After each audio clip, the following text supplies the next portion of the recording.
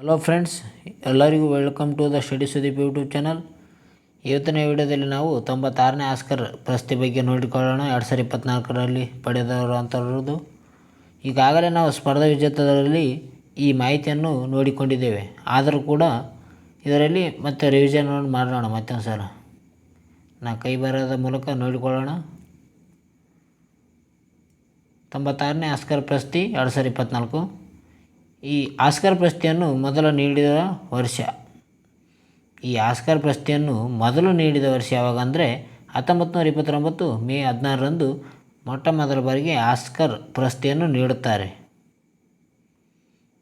Oscar ಪ್ರಶಸ್ತಿಯನ್ನು ಪ್ರದಾನ ಮಾಡುವವರು ಯಾರು ಅಂದರೆ, ಈ ಆಸ್ಕರ್ ಪ್ರಶಸ್ತಿಯನ್ನು ನೀಡುವವರು ಯಾರು ಅಂದರೆ academy of motion picture and arts and sciences.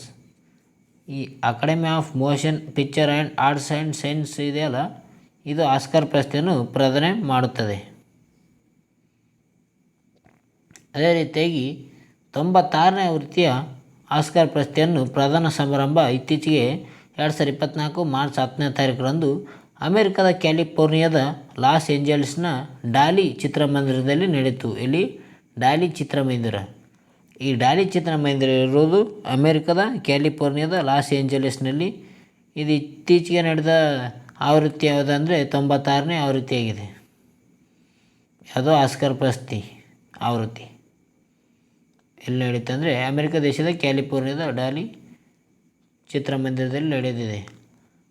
ಅಲ್ಲಿ ಅಮೆರಿಕದ ಟಿವಿ ನಿರೂಪಕಿ ಮತ್ತು ಕಾಮಿಡಿಯನ್ ಆಗಿರುವ ಜಿಮ್ಮಿ ಕಿಮ್ಮಲ್ ರವರು 4ನೇ ಬಾರಿಗೆ ಆಸ್ಕರ್ ಪ್ರಶಸ್ತಿ ಪ್ರದಾನ ಕಾರ್ಯಕ್ರಮವನ್ನು ಆಯೋಜಿಸಿದರು. ಯಾರಪ್ಪ ಅಂತಂದರೆ ಈ ಜಿಮ್ಮಿ ಕಿಮ್ಮಲ್ ಅವರು 4ನೇ ಬಾರಿಗೆ, ಎಷ್ಟನೇ ಬಾರಿಗೆ ಅಂದರೆ 4ನೇ ಬಾರಿಗೆ ಈ ಆಸ್ಕರ್ ಪ್ರಶಸ್ತಿಯನ್ನು ಪ್ರದಾನ ಕಾರ್ಯಕ್ರಮವನ್ನು ಆಯೋಜಿಸಿದರು ಈ ಜಿಮ್ಮಿ ಕಿಮ್ಮಲ್ ಅವರು. ಅದೇ ರೀತಿಯಾಗಿ ಮುಂದೆ ಹೋಗೋಣ. ಅದೇ ರೀತಿಯಾಗಿ ಮುಂದೆ ನೋಡೋದಾದರೆ 96ನೇ ಆಸ್ಕರ್ ಪ್ರಶಸ್ತಿ 2024 ಪಡೆದವರ ಬಗ್ಗೆ ಮಾಹಿತಿ ಇದೆ. ಅದನ್ನು ಸ್ವಲ್ಪ ಮಾಹಿತಿಯನ್ನು ನೋಡಿಕೊಳ್ಳೋಣ. ಅತ್ಯುತ್ತಮ ಚಲನಚಿತ್ರ ಅಂದರೆ 2024ರಲ್ಲಿ 96ನೇ ಆವೃತ್ತಿ ಆಸ್ಕರ್ ಪ್ರಶಸ್ತಿ ಪಡೆದ ಅತ್ಯುತ್ತಮ ಚಲನಚಿತ್ರ ಯಾವುದಂದರೆ ಓಪನ್ಹೈಮರ್. ನಾವು ಈಗಾಗಲೇ ಎಲ್ಲ ಈ ನ್ಯೂಸಲ್ಲಿ ನೋಡಿರಬಹುದು ನೀವು ಈಗಾಗಲೇ. ಅದೇ ರೀತಿಯಾಗಿ ನಾವು ಕಳೆದ ಸ್ಪರ್ಧಾ ವಿಜೇತದಲ್ಲಿ ನೋಡಿದ್ದೇವೆ. ಯಾರು ವಿಡಿಯೋ ನೋಡಿಲ್ಲ ಹೋಗಿ ಸ್ಪರ್ಧಾ ವಿಜೇತ ಮ್ಯಾಗ್ಝಿನ್ ಮೇ ತಿಂಗಳ ವಿಡಿಯೋವನ್ನು ನೋಡಿಕೊಳ್ಳಿ ಎಲ್ಲರೂ ಆದಷ್ಟು ಬೇಗ. ಅದೇ ರೀತಿಯಾಗಿ 96ನೇ ಆವೃತ್ತಿಯ ಆಸ್ಕರ್ ಪ್ರಶಸ್ತಿಯ ಅತ್ಯುತ್ತಮ ನಟ ಯಾರಪ್ಪ ಅಂತಂದರೆ ಸಿಲಿಯನ್ ಮರ್ಫಿ. ಸಿಲಿಯನ್ ಮರ್ಫಿ. ಅದೇ ರೀತಿಯಾಗಿ 96ನೇ ಆವೃತ್ತಿಯ ಅತ್ಯುತ್ತಮ ನಟಿ ಆಸ್ಕರ್ ಪ್ರಶಸ್ತಿಯನ್ನು ಪಡೆದವರು ಎಮ್ಮಾ ಸ್ಟೋನ್. ಭಾಳ ಇಂಪಾರ್ಟೆಂಟ್ ಫ್ರೆಂಡ್ಸ್, ನೋಡಿಕೊಳ್ಳಿ ಒಂದು ಸಲ, ರಿವಿಷನ್ ಕೂಡ ಆಗುತ್ತದೆ ನಿಮಗೆ. ಎಮ್ಮಾ ಸ್ಟೋನ್ ಅಂತ ಹೇಳ್ಬೋದು ನಾವು, ಎಮ್ಮಾ ಸ್ಟೋನ್. ಅದೇ ರೀತಿಯಾಗಿ ಅತ್ಯುತ್ತಮ ನಿರ್ದೇಶಕ ಅತ್ಯುತ್ತಮ ನಿರ್ದೇಶಕ ಯಾರಪ್ಪ ಅಂತಂದರೆ ಕ್ರಿಸ್ಟೋಫರ್ ನೋಲನ್.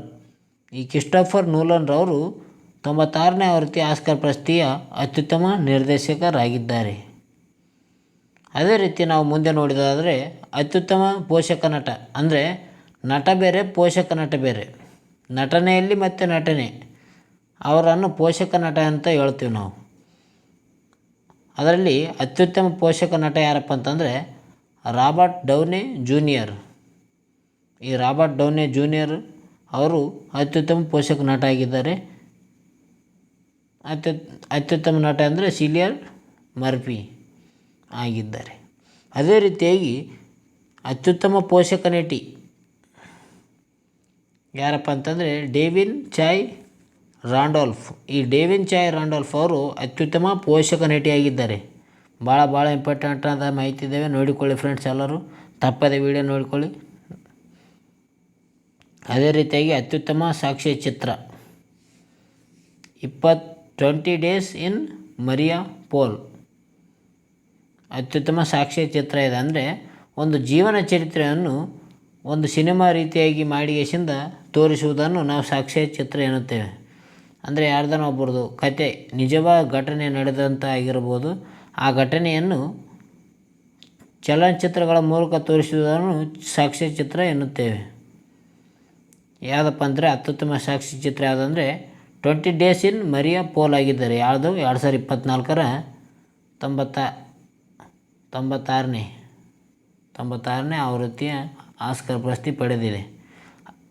ಅದೇ ರೀತಿ ಬ್ರ್ಯಾಕೆಟಲ್ಲಿ ನೋಡೋದಾದರೆ ಈ ವಿಭಾಗದಲ್ಲಿ ಭಾರತದ ಟು ಕಿಲ್ ಎ ಟೈಗರ್ ಸಾಕ್ಷ್ಯಚಿತ್ರವು ಪ್ರಶಸ್ತಿ ಪೈಪೋಟಿಯಲ್ಲಿ ಇತ್ತು. ಅಂದರೆ ಈ 20 ಡೇಸ್ ಇನ್ ಮರಿಯಾ ಪೋಲ್ ಪೈಪೋಟಿ ಯಾವುದಿತ್ತಂದರೆ next to kill a tiger ಸಾಕ್ಷ್ಯಚಿತ್ರ ಇದು ಭಾರತ ದೇಶದಾಗಿದೆ. ಇದು ಪ್ರಶಸ್ತಿ ಪೈಪೋಟಿಯಲ್ಲಿತ್ತು ಪ್ರಶಸ್ತಿ ಪಡೆಯಲು. ಆದರೆ 20 ಡೇಸ್ ಇನ್ ಮರಿಯಾ ಯಾವುದು ಮೊಟ್ಟ ಮೊದಲ ಬಾರಿಗೆ ಬಂದುಬಿಟ್ಟಿದೆ. ಅದನ್ನೇ ಅಂದರೆ ಫಸ್ಟ್ ಇದನ್ನೇ ಬಂದಿದೆ ಫಸ್ಟ್ ಅಂತ ಹೇಳ್ಬೋದು. ಅದೇ ರೀತಿಯಾಗಿ ಅತಿ ಹೆಚ್ಚು ವಿಭಾಗಗಳಲ್ಲಿ ಪ್ರಶಸ್ತಿ ಪಡೆದ ಚಿತ್ರ ಅಂದರೆ ಅತಿ ಹೆಚ್ಚು ವಿಭಾಗಗಳಲ್ಲಿ ಎಲ್ಲ ಕಡೆಯಲ್ಲಿ ವಿಭಾಗಗಳಲ್ಲಿ ಅತಿ ಹೆಚ್ಚು ಪ್ರಶಸ್ತಿಗಳನ್ನು ಪಡೆದುಕೊಂಡಿರೋ ಒಂದು ವಿಭಾಗ ನೋಡೋದಾದರೆ ಅದು ಯಾವುದು ಚಿತ್ರ ಅಂತ ನೋಡೋದಾದರೆ ಅದು ಓಪನ್ಹೈಮರ್ ಅಂತ ಹೇಳ್ಬೋದು ನಾವು. ಅದು ಒಟ್ಟು 7 ಪ್ರಶಸ್ತಿಯನ್ನು ಪಡೆದಿದೆ. ಯಾವುದು ಓಪನ್ಹೈಮರ್. Sorry friends, Oppenheimer.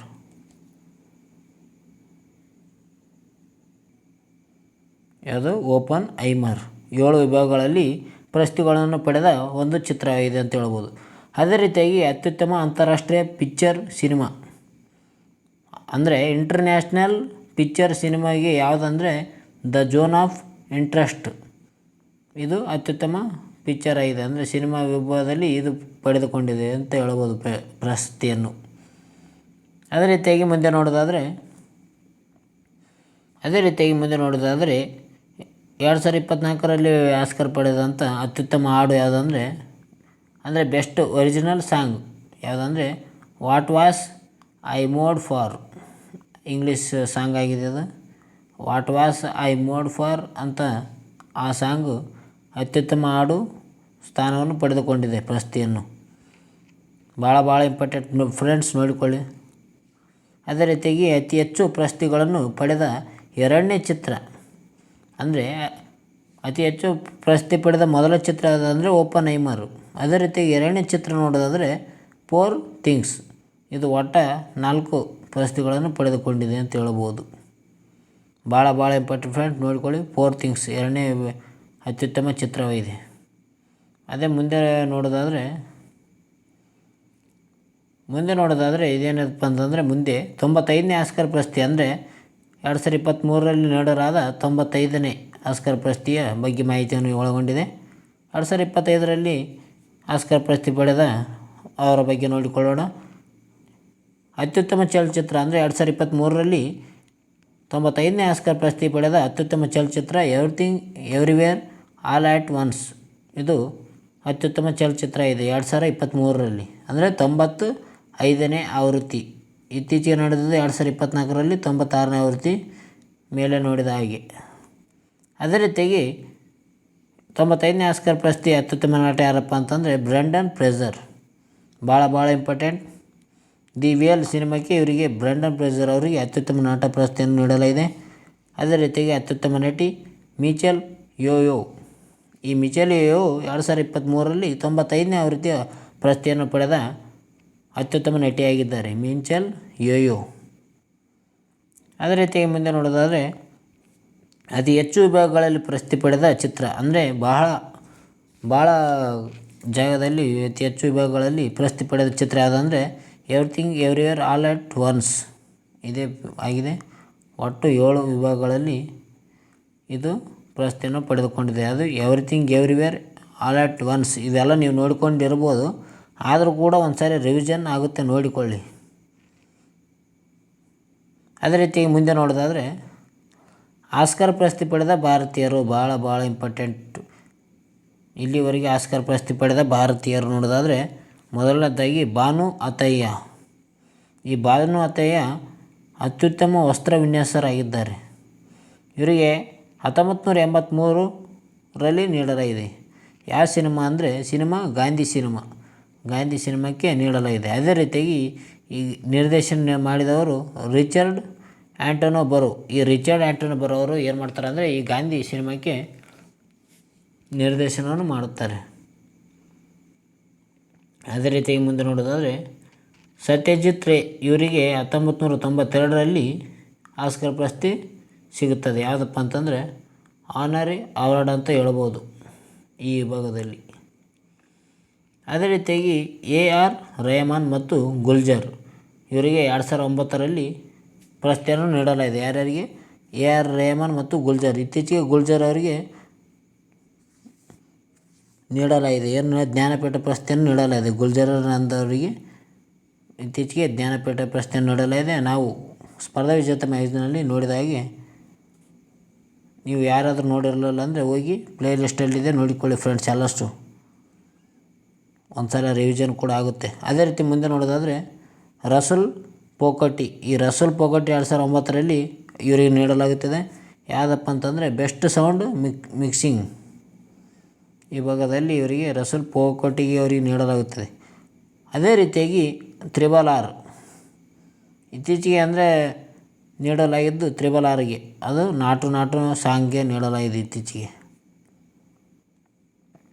ಅದೇ ರೀತಿಯಾಗಿ ಅತ್ಯುತ್ತಮ ಸಾಕ್ಷ್ಯಚಿತ್ರ, ಭಾರತ ದೇಶದಿಂದ ಅತ್ಯುತ್ತಮ ಸಾಕ್ಷ್ಯಚಿತ್ರ ಪಡೆದಂಥ ಒಂದು ಆಸ್ಕರ್ ಪ್ರಶಸ್ತಿ ಯಾವುದಪ್ಪ ಅಂತಂದರೆ ಅದು ದಿ ಎಲಿಫೆಂಟ್ ವಿಸ್ಪರರ್ಸ್.